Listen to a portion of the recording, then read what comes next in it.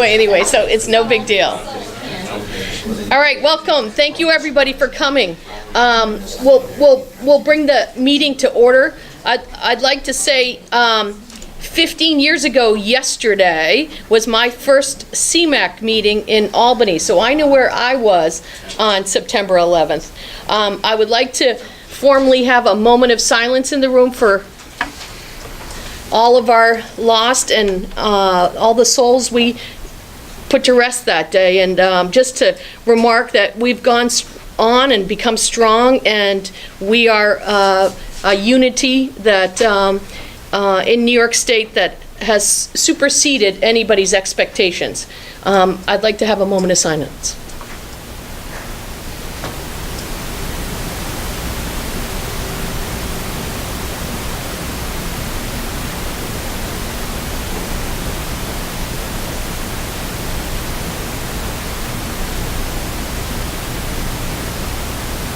Thank you all very much.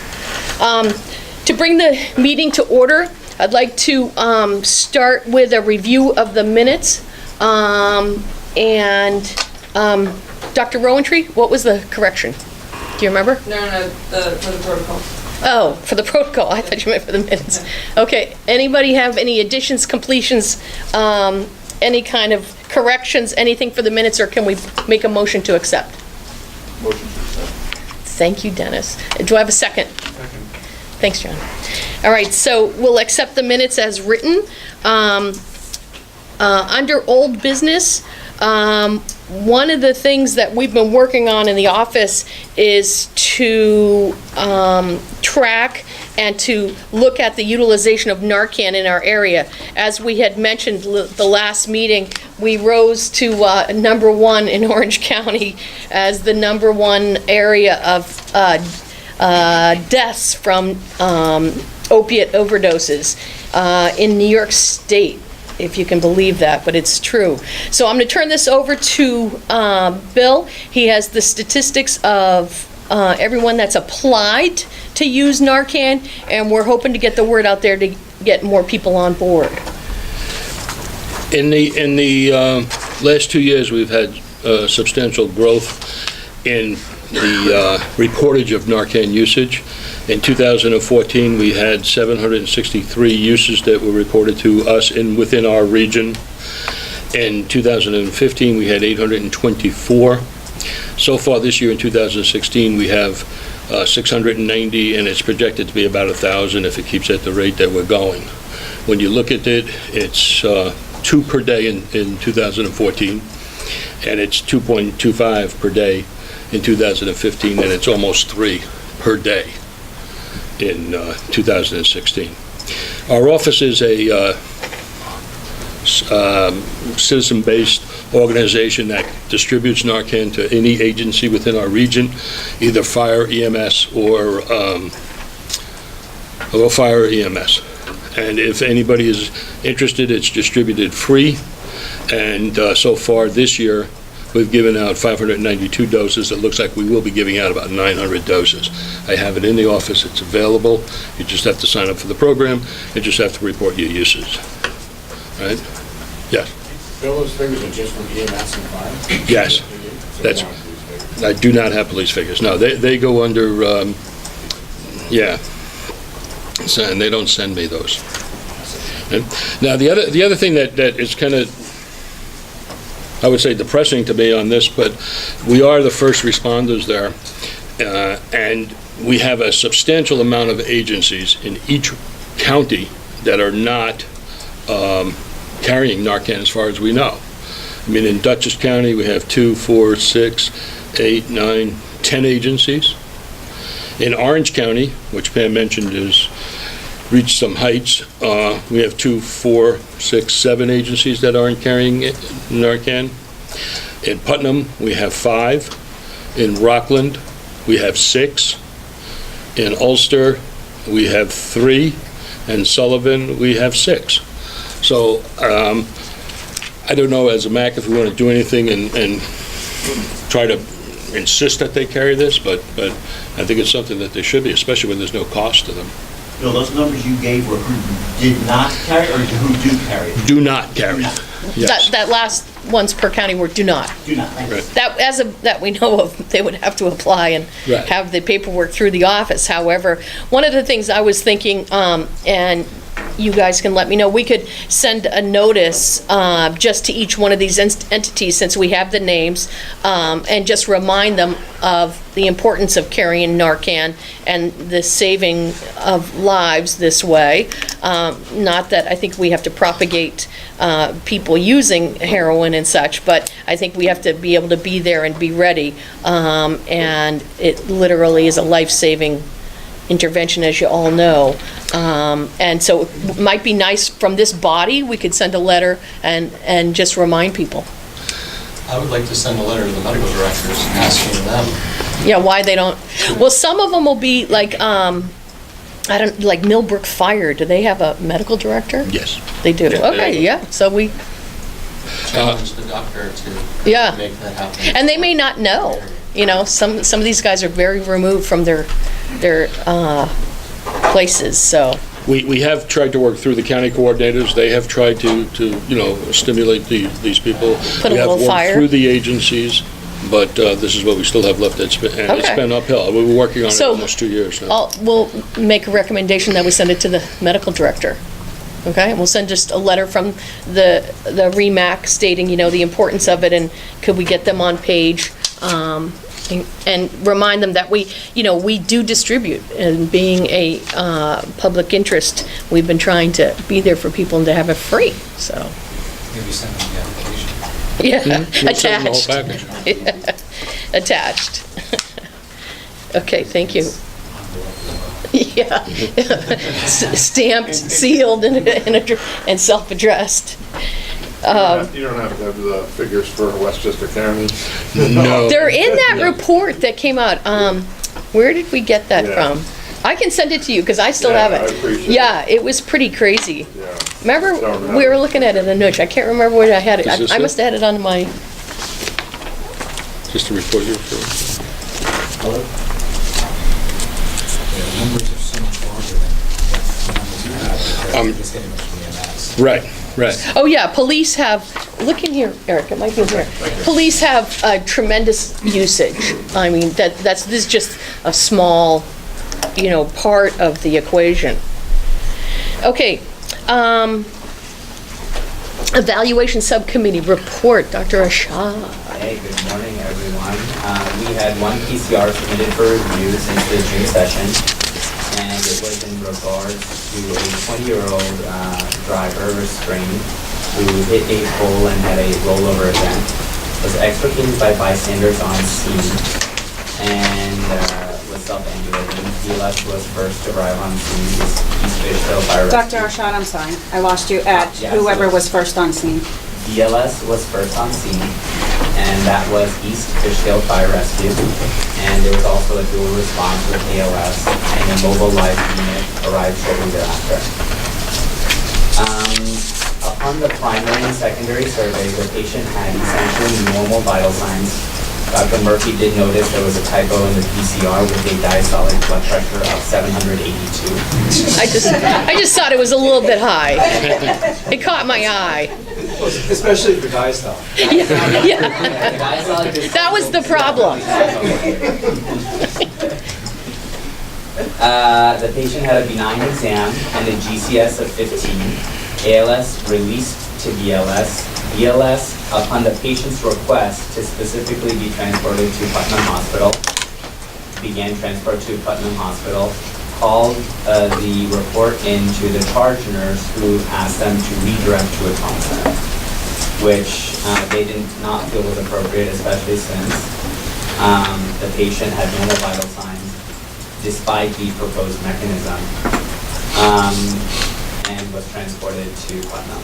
We thought their care was appropriate, and after follow-up, the patient had been evaluated at Putnam, had no other gross injuries identified, and was discharged from the hospital. Oh, okay. They're, 20. Thank you. Helicopter committee report, Dr. Stuehmiller. There has been no business before the committee, so I have nothing to report. Okay. That makes it easy. RTAC, Dr. Berkowitz. I think that, I'm trying to figure out when the next meeting is, but I don't think we've had one since the last one, have we? No. No. October, I think, is Yeah, I the think next it's one. gonna be in October. Yeah, everything's happened, like CMAX tomorrow, like we have, our reports are gonna be pretty Nothing- short. nothing new to present. Yeah. Quality improvement, Jeff? Image Trend is in the process of giving us our new Elite Bridge for Nemesis 3. There were some growing pains last year with that bridge. Image Trend pulled the product back to fix the bugs. At this time, too, what we were waiting for was the new data dictionary released from New York State. We do now have a draft copy of that. We should be able to finalize that in the next couple of weeks and start moving the agencies that are Nemesis 3 compliant over to the new bridge. Awesome. That's very good, because that'll make everything, we'll just be able to acquire so much more information and have so many more substantial things to look at. Thank you. Protocol Committee, Mr. Beninati. I don't see him. Actually, because of the state meeting also, but the collaboratives were approved. At this point, we're waiting for training documents and meetings tomorrow to find out how that's going to be rolled out and when that's going to be rolled out. I would anticipate that we probably won't be able to bring it here until January 1st, and that may be the best way to do it, if not later than that. Dr. Papish is also working on an advisory based on the previous discussions with regards to pediatric trauma and getting to the appropriate trauma centers. And we don't have anything on that yet. That's still an early draft. And that's all we have at this point. Yeah. So for timeline, we're going to vote on the protocols as they stand for right now. We just have to notify CMAC, because they've been approved, that we, go forward depending upon what the group decides today. And then with the rollout, probably through the end of the year, we could start January timeline. I mean, it's still a lot of work between now and then. Dr. Arshad, have you made any progress with regards to the training? We got some updates in regards to the trainings. So some regions have taken the liberty and the leadership to start developing some of the trainings associated with the new collaborative protocol rollout. And just want to acknowledge Dr. Murphy and her exemplary effort. She's built a module on end-of-life care and the pre-hospital implications associated with that for all the New York State providers, which we'll be reviewing tomorrow at the CMAC. After the meeting, there'll be an early afternoon meeting. Dr. Cushman, I think, of Rochester is also developing some training materials, which we hope to review as a body and sort of do a peer review process and then begin to share with all the individual regions so that we don't have to duplicate all our efforts. And then we've been asked by some of the state leadership who developed the collaborative protocols to host the Hudson Valley, to host the simulation training required for the new protocols, and specifically they want us to do a difficult and challenging airway with a task trainer, a neonatal resuscitation, as well as double sequence defibrillation and refractory ventricular fibrillation, and then lastly complicated obstetric deliveries and crash deliveries, in other words. So we've been in touch with our colleagues in Wappingers Falls and the Laerdal folks who are happy to host. Laerdal. That's Laerdal. And we are now determining dates in mid-November for leaders from all across the state to come to Wappingers, where we'll have scripts and detailed scenarios, and we'll record them, and hopefully they preliminarily dedicated some video editing resources, so it should be fairly high-end, and I think it'll be an excellent contribution from the Hudson Valley to the rest of the state. That's a great setup, that Laerdal. So if folks are interested, and I know Mike and Dave, certainly you're going to be on board, Sharon, obviously, but anybody is invited. We are going to be I volunteer.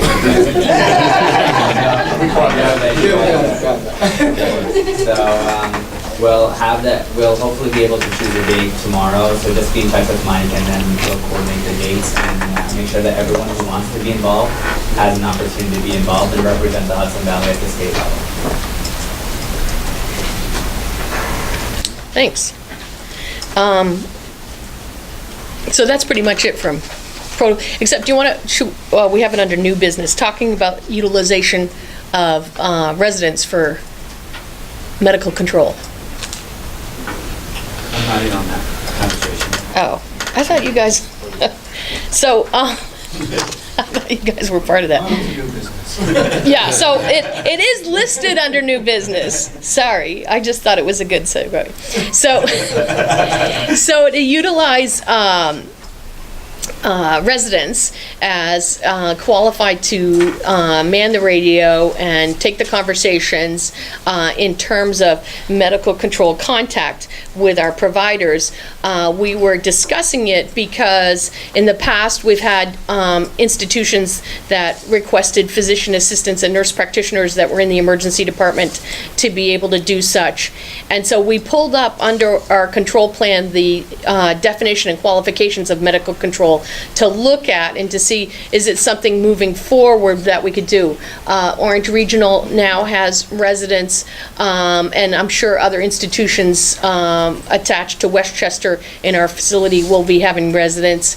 So it was an issue of, I'll pass this around, Eric, if people can look at it. That's the basic tenets of what the excerpt is from our medical control plan of really how does a person qualify to be MAC certified and to man the radio. And to me, it's pretty straightforward. The residents should be able to do it. The only thing we'd have to make them do is take the MAC exam like everybody else, and that they have the ACLS and PALS, which they do.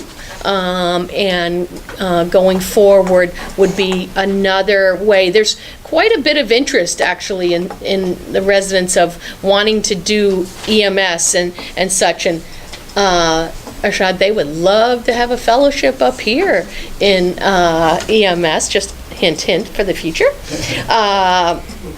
And it's a thing where, I think the response is kind of overwhelming. Dr. Rowantree, any comments? No, I think that's a great idea. It should be incorporated into their training at Orange. So we have 10 emergency medicine residents now, and should certainly be a part of their training. Yeah, when we brought up, and this is why I'm sending it around to you, we'd have to look at the only place where it becomes an issue is they have to be a New York State licensed physician on our criteria, because we never had residents up until now.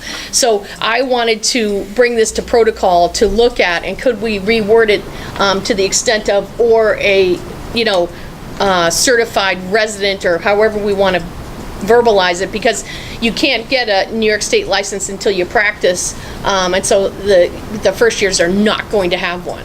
So that was the one place that made them fall out. However, I thought we could push it forward to bring to protocol and to this body of a recommendation. I thought the residents are definitely someone we should get involved early, get them in the process, learn the protocols, learn the whole procedure of how it's done. And that was the one stippling point there on the definition and qualifications. Any comments? You just scratching your head, or are you commenting? Okay. I think it would be reasonable to say, for instance, license eligible, so that interns aren't giving medical direction, but after their internship later.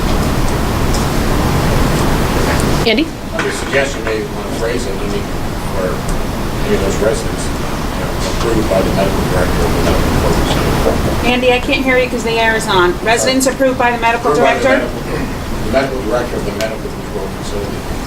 That way, he or she would be authorized their use. And also they would know them well, so that it could be, under their, Standard of that. yeah. Yes, Dennis? We just talking about ER residents, or are we talking about all residents? No, it'd be the ER residents. In our training, in my training, entering EMS level is a part of the role. Dr. Vora, you gotta raise your voice for me. I said in my training for residency, entering the EMS level is part of the role. Yeah, we had to become familiar with the protocols. We had to ride. When are these guys riding? Yeah, we had to ride. The only time ever in my life I got car sick. Oh my God, the back of an ambulance. Oh, and I don't get car sick at all. I don't know. It was horrible. I mean, people talked about it, but it was pretty demonstrative. It's hard to keep your eyes on the horizon. Yeah, I was like, wow. You're right along with us for you then. Yeah. I did that in Grenada. Okay, so what we can do is, if anybody has any strong opinions against or such, I'll bring it to the protocol committee, so we can look at the verbiage, and maybe a good suggestion, as Dr. Hill just said, is license eligible practitioners, or we could also have it be that the medical director signs off on it. We can look at both those things, but I think it's an integral part, and we need more and more people involved in pre-hospital and EMS, and it's just such a great start for them. And I think that interaction and just them giving report to the residents, them taking the report, is all very much part of their training. Any other comments? Did you allude to MPs and PAs also? In other areas, they had asked for that. Vassar was one, because they are licensed practitioners. That's where it had started years ago. They had felt that they had more stability with some of the practitioners being there than the locums that had come through. So to help out, they had asked for that. There are sites that only have MPs or PAs. Yeah, if you look at Ellenville, but they're not medical control, but there are places, Callicoon. Okay, so the most important thing under new business, and I appreciate everybody Just point of order, you mentioned that you wanted REMAC approval on the protocol. You need to go back and do that? You quickly said that you wanted to send it up to the state. Oh, no, we're doing it right now. Okay. Yeah. So the most important thing of this meeting, and thank you everybody for taking time. I know that it's not easy to make it to these meetings sometimes, and this morning is a great attendance. Really, thank you. So what I'm bringing forward is the 2016 collaborative protocols. We had sent them out. The only thing that had been added since I sent them out was a protocol I wrote on end of life. It doesn't have much in it, just to say, when do you not want to resuscitate somebody? And I explained all the stuff about end of life, decision-making, what DNR and what the EMOLST and MOLST forms themselves are all about. It's pretty straightforward. To me, it's not really a protocol, but we needed something in there. So that was the only addition since you had seen my set I sent out. And tell me the typo. It's really silly. It's okay. On page 10, Governor Putnam, the sentence under key point says, if the cardiac monitor shows, confirm in more than one lead. Confirming what? Wait, Dr. Roundtree, wait, Yep. confirming what? If the cardiac monitor shows, Confirming. confirm in more than one lead. I presume they mean ACC. We're missing a very important word there.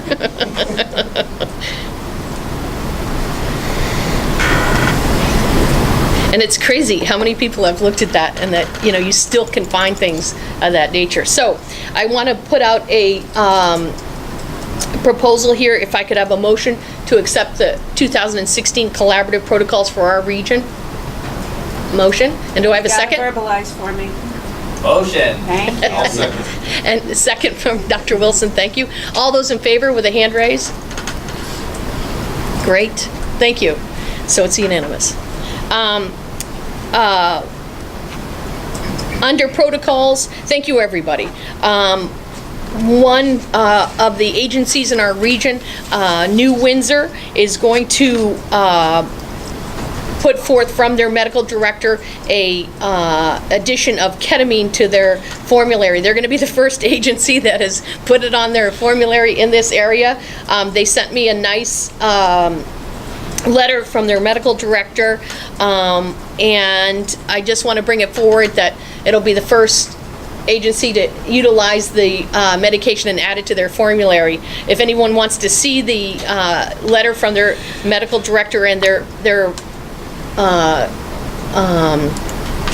his assurance of utilization and oversight, I can send it to you, but it will be the first agency to do so. And we welcome them here today. Where'd you guys sit? Oh, right, you're hiding. You're hiding on me. They really did a lot of nice work, and they also brought forth a notification that they were recognized by American Heart Association for a silver award for one of the EMS agencies that followed and met all the criteria for acute MIs in the field, i.e. all the issues of how fast the EKG is done, how is it transmitted, the patient arriving at the scene, and meeting all the criteria that American Heart Association has for a mission for recognition of MIs in the field. So kudos to New Windsor. I'm going to turn it over to Bill for Danbury Ambulance CON. Just so you're aware, the Danbury Ambulance Corps has applied to operate within our territory in the counties of Putnam and Dutchess. They have brought in their application or submitted their application. We've had a public hearing. We've had a response from our hearing officer. We're waiting for the Transportation Committee to come up with a recommendation for it. So it's possible at this point that there could be a recommendation that they do come in. Some of it is pointing that towards the negative, that they didn't prove need, but at this point, we have to wait for the vote at the next REMSCO meeting. They were planning on providing ALS level. They would, every CON comes in as a BLS and then they upgrade to ALS, is what they did, but they were planning on an ALS level. Also, the second one that we have coming up is TransCare. As you're all aware, TransCare went bankrupt several months ago. Their CON has been purchased. It has been purchased by a company called Ambulance, which is AMBULANZ, New York 2. And that will be the company that will now own them. They have submitted their paperwork for the transfer of ownership, and it was deemed complete and it was sent to the New York State, and we're waiting to get a fitness and competency report back from there. That will also be at our REMSCO meeting next month. That's it on the two that we have coming. I like the name. They're actually California-based. They do have a company in California. All right. I also, from what I understand, there's 3 other CONs that they've purchased, and they're in the process of getting done. One in Nassau, one in Suffolk, and one for the 5 boroughs in New York. And then with ours, there would be our 6 counties, plus Westchester, and plus Delaware County on it. So there'll be this whole section. Okay. CMAC report, we haven't had a meeting, it's tomorrow, so sorry, these reports are pretty short and concise, but I will bring back everything to our meeting in November. Under PAD, EpiPen, albuterol, glucometers, we had no one apply since the last time, but I have a few announcements to read into the minutes. Glenham Fire District has till August 31st to update their EpiPen program, and they received a notice from New York State Department of Health. Wassaic Fire Company has received a notification that they are no longer, their agency code that was previously issued to them is no longer active. and may not be used on their PCRs or ambulance care reports. Their certificate and operating authority cannot be reactivated by your entity, and they have to reapply, and this is under Article 30 of Public Health Law. To Jean Fontes from Brooklyn, New York, has been censured and assessed a civil penalty of $2,000 for violations of Part 800.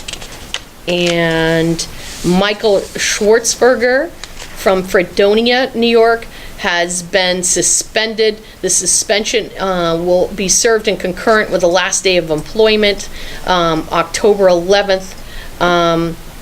And he assessed a penalty of $1,000. And lastly, Zeif Hedrington from Bronx, New York, has been suspended for 1 year for assessed a penalty of $2,000 again for a violation of Part 800. We have been sent around a under open forum, just some updates. We've been sent around a notification of, ongoing list of drugs and inability to get certain medications, both from a perspective of not being manufactured to just not being available. As you know, there's a huge discussion now with the company that produces EpiPens, and the government's looking at how the cost of these EpiPens went up so dramatically. The state put out its final report on EpiPens and Inject program, and so that'll probably move forward. It's been placed to the department and to see what the viability of the program is. So under new or open forum, we had sent around a list of the meetings for next time. Can I just interrupt you for one thing on the Glenham Fire District? They are in good standing until 2009. The only thing they mentioned with Epi is that if they change their medical director. So they are an agency that's in good standing. Okay. Rather than, that's all. So one comment was made for January 2nd. We have question marks next to a couple of dates here. And so I was thinking maybe we can move that down to January 9th. January 2nd is so close to the holiday, people might be away. January 9th, if that works out better, moving it 1 week away. And then I think September 11th, there's so many things that go on that day. Let's move it to the following week.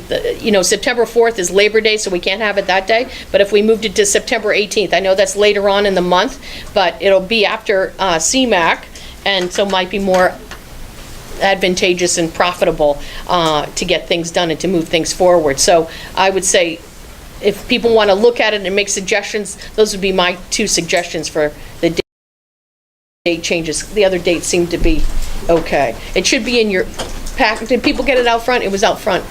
We'll look at it. Okay. So we're talking, what are the two dates? So I would say January 9th, Monday, January 9th for the first one. Then it's March 6th is the second meeting. June 5th is the third. And September 18th instead of the 11th, and then the last one being November 6th. Just because we may have some conflict with West District. Similar dates? Yeah. Okay. I mean, because we usually go a week later. Oh, so that I might be popping into your day. Yeah, well, whatever, we'll look at it. Okay. Then, under open forum, anybody have anything they need to discuss this morning? I just wanted to go I back don't to know our who this timing is. thing when we, New- New Windsor. New Windsor. when we talked last week about our ketamine thing, the way our protocols written by our medical directors, we're gonna be. Sir, you have to slow down, like about half the speed you're talking. Take away his coffee. So, when we talked last week. Yep, the way our protocol was written by our medical director, were there certain circumstances, MFI and excited delirium, where we would like to be doing it without calling for orders due to the time-sensitive nature. You said you wanted to put that to a vote before we actually went ahead and started doing that. Well, I have to bring it to protocol committee, but I put it out for everybody to look at. But one of the things to do is, first of all, you can absolutely use it within what the protocols we accepted here today, so, moving forward.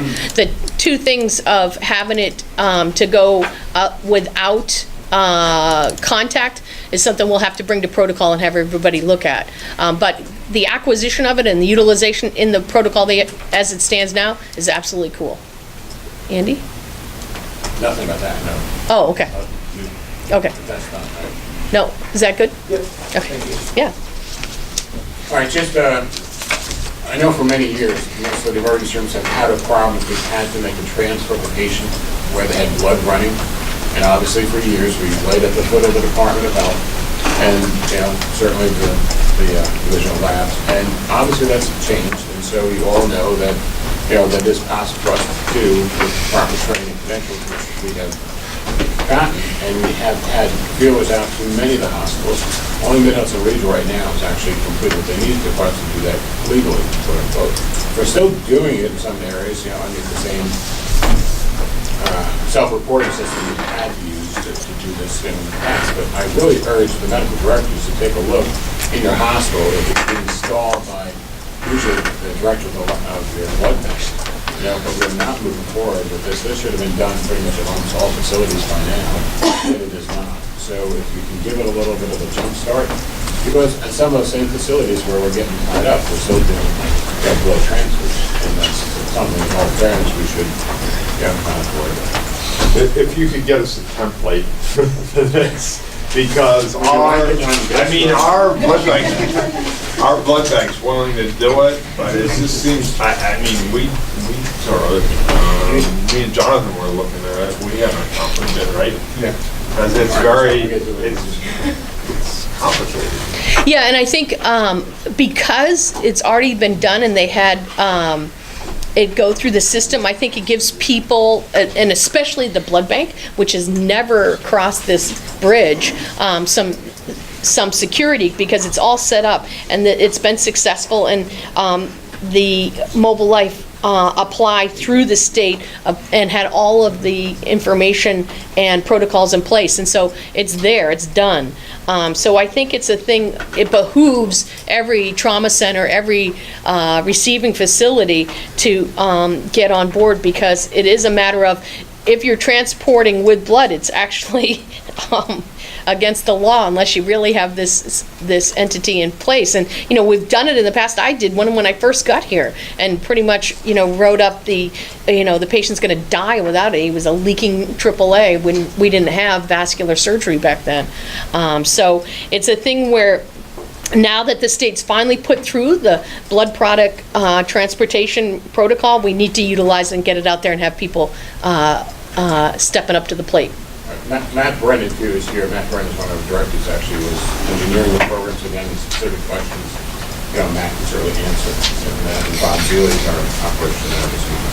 I think it's something very difficult to do in a hospital level, because a director of lab made it seem like it was. Most of our discussion, I think, Matt, correct me if I'm wrong, seemed that they're ill-informed of how things were, and that we have every requirement and we have the treatment requirement. So, again, we're more than happy to attend meetings with whoever we want in addition to that.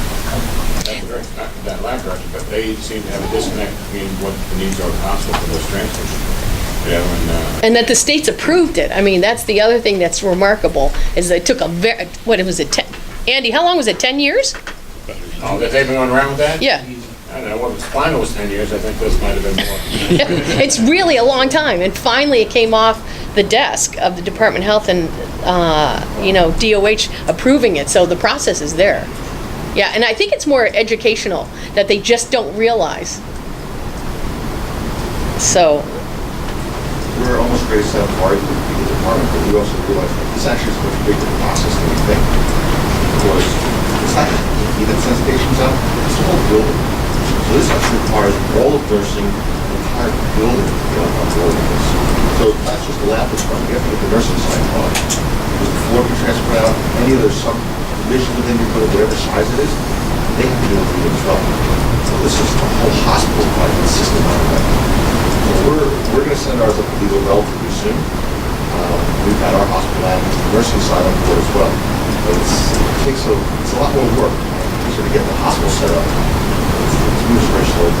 Well, the one thing, correct me if I'm wrong, was, or Matt, either one, it was set up such that the blood will be tagged and hung and signed off on at the hospital. And so it's running as you're going. You're not going to put up a new unit en route. So that makes a big difference. So that you have your setup of your two people signing off on the unit of blood and documenting, this is the unit for this person, and then it's hung and they transport with it. They're not taking another unit to hang by themselves. So that makes a big difference in help for the logistics of it. Yeah, I mean, to add on to what you mentioned, the feedback I got was it's very complicated, and since it's such a small volume of patients, we're going to go back. No, it has to go the right way. It's The whole nursing side's got to be involved in different departments. That's another holdup. But again, you're right, it's much easier that it's started in the building. Yeah, and so that's one of the things to facilitate that it would work easier. But whatever it is, whether they find or add whatever, we still have to get to all the nursing staff. Yeah. All the departments, so we can add whatever we want. It's just about getting that secondary. That's it. Anything else under new form? Michael from the Windsor Ambulance. Michael, raise your voice for me. I'm trying. And what is your last name? Biggs. B-I-G-G. We've had a lot of requests from law enforcement to draw blood for them on crime scenes or DUI patients. And there's no real protocol out there for providers to go off of on drawing bloods for law enforcement that we're not transporting to the hospital. We've seen memos and stuff back and forth from DOH in the region over the last few years. There's no real clarification. A lot of providers are kind of concerned about what the protocol should be, documentation, how do you do an RMA. Our town police department wants us to do blood draws for them, and we just want the clarification on what we should be doing. Yeah, our opinion's always been no. He said it's B&T law, they can order us to do it, and it's a bad area. So if the region says no, then we're not doing it, but we just want a no. They're not your oversight, what are they going to do, arrest you and take you in with them? But we've always been on the side of no, because it definitely puts you in a very precarious position. And, it's just, we've gone back and forth with this many, many times because it has come up. Our official region saying we're not letting our providers in the Sunset Valley region do this because there's lots of regional letter has it good, right? I'm sorry, I Is there a can't hear letter you, out there, Michael. a dated memo that says that I can get a copy of?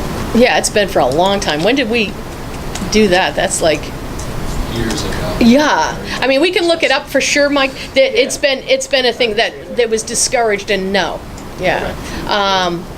And so I'll put myself up. We'll look that up for the original. But it's like years.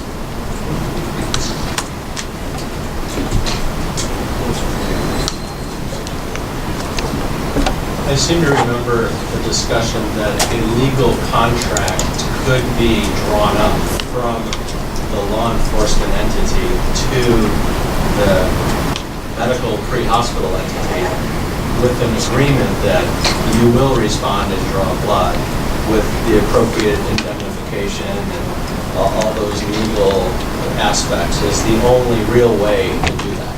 There's a law in New York State that identifies the paramedics now, Jack Shays law, that the state is a law that protects providers. So we're just getting a lot of pushback from law enforcement on wanting us to do this. So there's a law that protects us, but as you know, This is the latest, December 3rd, 2010, I believe. You want to do it, I want not want to. Yes, it's better, but they keep pushing us to do it. Okay, so we have, it's from 2010. Was the last one. So I'll make sure we get you guys that, all right? Okay, any other new business in the open forum? Yeah, I mean, this is more for the RTAC and stuff like that, but does anyone have any idea where the state is going with its designation of trauma centers? We just got the blood issue. Give them 10 years. I mean, is it, is they going for every hospital to be some level, or, I mean, how is this gonna be spelled out to us? Because it's sort of like it's out there and people are still not sure where to go. I mean, it seems to me that they haven't really, from my understanding, they haven't said no to any hospital that they want to try. I'm not aware of them saying no to any hospital, but they have made the bar pretty high so that if you want to try, you get kind of 2 years to try your trauma head on and see how you like it. And if you don't like, how much it costs and how much work you have to put into it, then you can just toss it off. But the state hasn't said, I've never heard anyone saying that there is a specific plan of where and who, as much as it's just kind of said, we want the hospitals to want to do it. That's my understanding. Does anyone here have a different understanding? The only thing that ever came up in our auspices was the state was looking at that there was really no real good boundaries between Westchester and Albany, so that's why they were pushing Orange Regional to please take a foothold in getting a designation for trauma care. But like Dr. Berkowitz is saying, it's a 2-year provisional kind of thing to get your ducks in a row and to decide whether you can do it or not. Initially, Orange Regional had applied for a level 3, and they had asked them to encourage them to be a level 2, but that's the only thing I've ever seen. I've never seen anything in writing nor any major plan. And it's not been shared with me. You have to have certain docs on staff, specialists. Oh yeah, it's all criteria. Yeah. The bar is actually relatively high. Yeah, it is. I mean, it's an ACS bar, and it's an ACS, review. We Yeah. can't say we want to be a level 1 because we don't have to. Right. You could have said you want to be level 1, but it would have been that would have been a hat. That would have been. I don't think it would have been a provision because then you have to have. Yeah, you have to have volume. Well, yeah, that's one. Or volume and then also. Cardiothoracic. Yes. Yeah. Yeah, no. Yeah, forget that little conversation, sorry. That was a discussion off record. Okay, any other issues? I have one thing I need to bring up just to make you guys aware. So, as I mentioned, my first CMAC meeting was in 2001. So that's 15 years ago. I'm just as old. But, so I was doing this even before that. So I just want to make sure you guys still want me in this position and that, you're not sick of listening to me yet. I have, as of May 1st, changed my position at Orange Regional. I'm no longer practicing in the emergency department.